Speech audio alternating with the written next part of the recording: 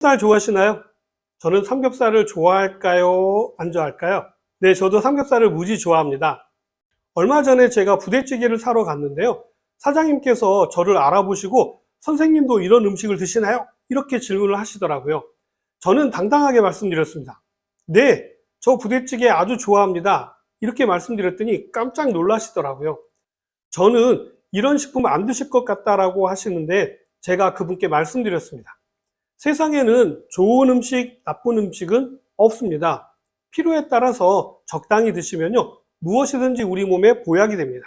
이렇게 말씀드렸습니다. 삼겹살은 100kg 돼지에서 9kg 밖에 되지 않을 정도로요, 아주 귀한 부위죠. 이 삼겹살은요, 말 그대로 살과 지방이 적절히 조화를 이루고 있어서 그 독특한 풍미가 있는 부위로 알려져 있죠. 그 이유는 바로 지방에 있는데요. 원래 지방은 맛을 우리가 느낄 수 있도록 전달해주는 기능을 하기 때문입니다. 그래서 튀김이 맛있다라고 하는 것이죠. 거기에다가 특별한 고소함까지 전달되는데요. 그 이유는 포화지방산이 적절히 함유되어져 있기 때문입니다. 예를 들면 버터로 요리하면 엄청 고소하고 맛있죠.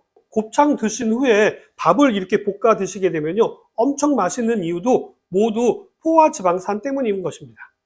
그냥 식용유에 밥을 볶아서 먹는 것과는 차원이 다른 맛이죠. 그러나 많은 분들이 이 동물성 지방에 대한 걱정을 하시는데요. 많이 알려진 이야기로 삼겹살을 먹으면 콜레스테롤이 문제가 된다라고 이야기하시지만 콜레스테롤 수치가 높아진다고 해서 심혈관 질환이 높아지는 것은 아니라고 이미 미국 심장학회에서도 발표를 했었죠. 왜냐하면 콜레스테롤 수치가 낮은 사람에게서도요, 심장병은 발병하기 때문입니다. 또 다른 내용도 있는데요. 삼겹살이 지방이 많아서 문제라고 생각하시는 분들께 알려드리고 싶은 부분인데요. 삼겹살과 꽃등심과 소갈비의 지방과 단백질 함량을 비교한 결과 삼겹살이 꽃등심보다도요, 지방 함량은 낮고 단백질 함량은 꽃등심보다도 높고요, 소갈비보다도 높은 것으로 나타났다라는 사실입니다. 삼겹살은 포화지방산이 많아서 안 좋다라고 알고 계시지만요, 이것 또한 그렇지 않습니다. 삼겹살은 포화지방산이 4, 불포화지방산이 6으로요, 불포화지방산 함량이 더 높게 나타났습니다. 그런데도 불구하고요, 삼겹살은 포화지방산이 많은 것으로 잘못 알려진 것이죠. 심지어 우리 몸에 꼭 필요한 것으로 알려진 필수지방산인 올레산은요, 약 45%나 함유되어져 있고요, 리놀렌산은 12%나 함유되어져 있다는 사실이죠. 또 다른 오해가 있는데요. 많은 전문가와 의사분들이요, 고기는 구워 드시기보다는 삶아서 드시라고 이야기하고요. 그 이유로는요, 대부분 삶은 고기가 기름기가 적어서 건강에 더 좋다라고 하는 이야기를 많이 들어보셨을 겁니다. 그러나 실제로는 그렇지 않습니다. 이 부분도 실험을 통해서 밝혀진 부분인데요. 30분 동안 삶은 삼겹살과 7분 동안 구운 삼겹살의 지방 함량을 비교해 보았는데요. 이 두 삼겹살의 지방 함량은 거의 차이가 나지 않는 것으로 밝혀졌습니다.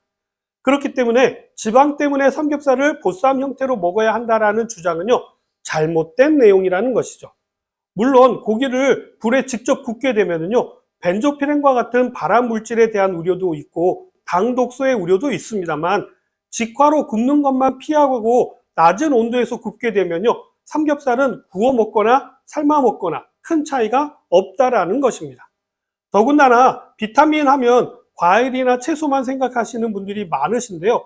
피로회복 비타민으로 알려져 있는 비타민 B군의 경우에는요, 돼지고기가 채소보다도 훨씬 더 많이 함유되어져 있습니다. 특히 비타민 B군은요, 탄수화물 대사하고도 연관이 아주 깊기 때문에요, 성장기 어린이에게도 필수적인 비타민이죠.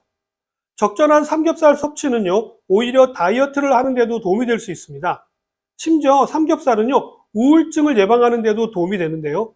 우스갯소리로 기분이 저기압일수록 고기 앞으로 가야 한다, 이런 이야기가 있는데요. 이 이야기가 맞다라는 것이 의학적으로 밝혀졌습니다. 삼겹살을 드시게 되면요, 콜레스테롤이 높아지는 것은 사실입니다. 그러나 이 콜레스테롤이 우울증과 연관이 깊은 세로토닌이라고 하는 호르몬을 만드는 데 도움이 된다는 사실이죠. 이것은 숙면을 유도하는 멜라토닌과도 연관이 아주 깊기 때문에요, 숙면에도 영향을 미치게 됩니다. 이렇듯 삼겹살은요, 우리가 생각했던 것과는 다르게요, 건강에 나쁜 것이 아니라 오히려 건강에 도움이 되는 부분이 많다라는 사실이죠. 그렇다고 해서 삼겹살이 무조건 건강에 좋은 식품이냐? 그거는 아닙니다. 제가 영상에서 수도 없이 강조했던 내용, 세상에서 우리 몸에 좋은 식품, 나쁜 식품은 따로 존재하지 않는다라고 말씀드렸는데요. 삼겹살도 마찬가지입니다. 무엇이든 그렇듯이요, 과유불급이라고 많이 드시는 것은 피하셔야 합니다. 이건 비단 삼겹살만이 아니라요, 어떤 식품이든 과하게 드시는 것은요, 무조건 안 좋습니다. 특히 삼겹살의 경우에는요, 술과 함께 드시는 것이 최악인데요. 술과 함께 드시게 되면 중성지방 생성이 급격하게 높아지게 되어서요, 이것이 오히려 심혈관 질환의 원인이 될 수 있기 때문입니다. 삼겹살의 누명은요, 삼겹살 자체에 있었던 것이 아니라 술과 함께 드셨을 때라는 것입니다.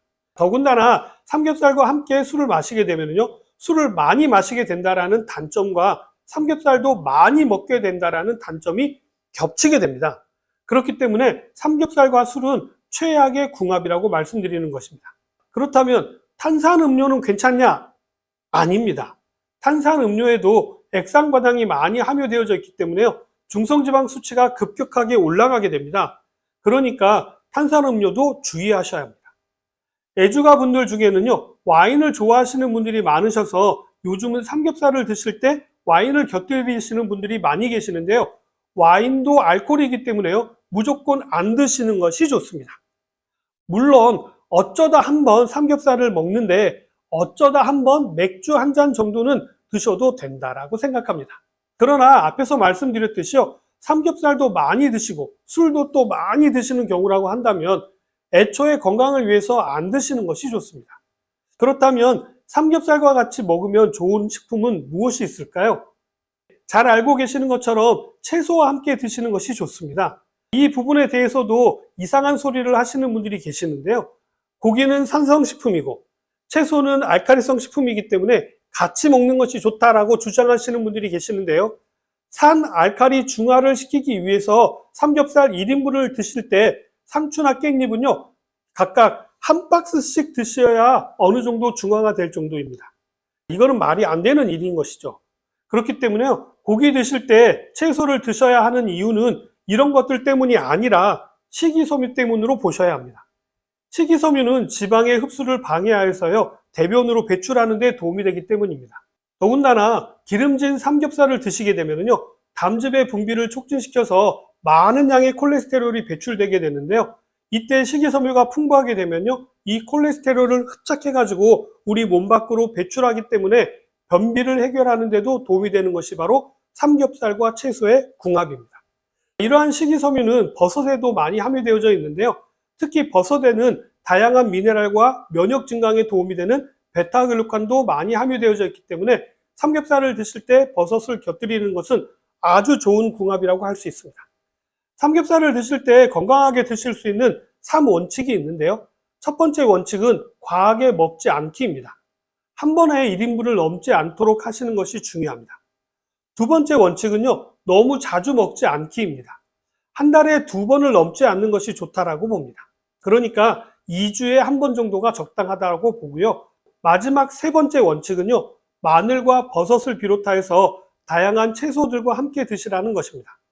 각별히 주의하셔야 될 부분은요, 절대로 술이나 탄산음료와 같이 드시지 않는 것이 좋다라는 것도 꼭 기억하시기 바랍니다.